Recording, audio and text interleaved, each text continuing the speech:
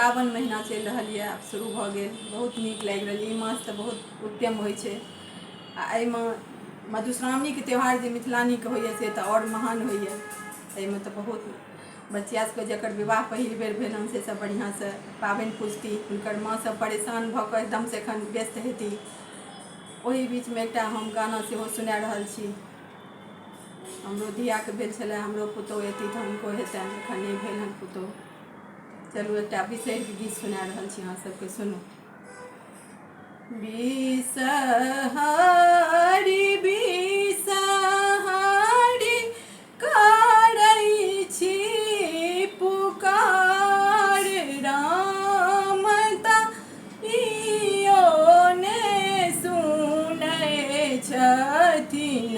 बिसहरी माय राम ताइयो ने सुनै छथिन। बिसहरी माँ कियो नीपे अगुअती माहे, कियो पछुअती राम। महू अभागल तिरिया नीपू बिसहरी द्वार माँ हे हमहू अभागल तिरिया नीपे बिसहरी द्वार। सेवक नीपे अगुअत मैया है पुजारी पछुअत, मैया है पुजारी पछुअती राम।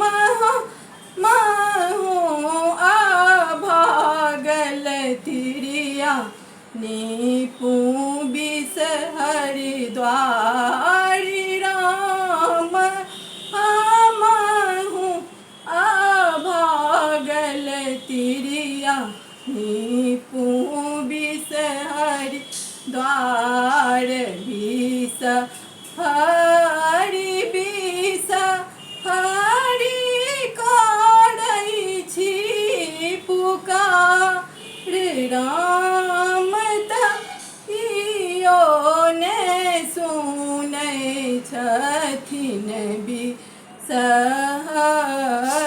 माँ आइ हम पहिले मँगै छी अनधन, लक्ष्मी तखन मँगै सिन्दूर, राम तखन मँगै छी बिसहर गोदी भरि पुत्र, राम तखन मँगै छी बिसहर गोदी भरि पुत्रवान।